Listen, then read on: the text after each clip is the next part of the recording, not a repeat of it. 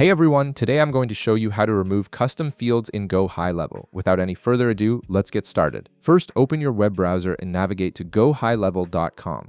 Once you're on the page, log into your account using your credentials. This will take you to your main dashboard where you can access all of your GoHighLevel features and settings. After logging in, direct your attention to the left side of your screen where you'll see the main navigation menu. Look for the option labeled Contacts and click on it. This section is where you manage all your contact information and the custom fields associated with them, making it the central hub for organizing your customer data. Once you're in the Contacts section, look toward the top of the page where you'll find several tabs.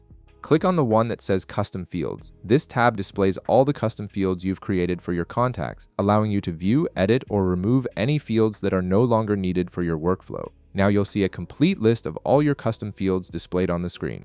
These are the additional data points you've set up to collect specific information from your contacts beyond the standard fields. Take a moment to scroll through the list and locate the custom field you want to delete.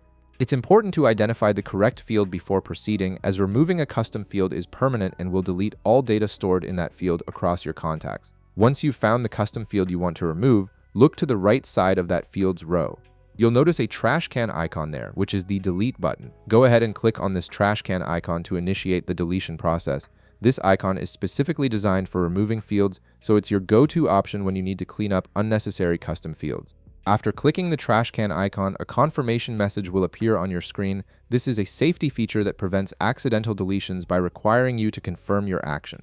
The message will typically ask if you're sure you want to delete this custom field and may warn you that this action cannot be undone. In the confirmation dialog, click the delete button to finalize the removal.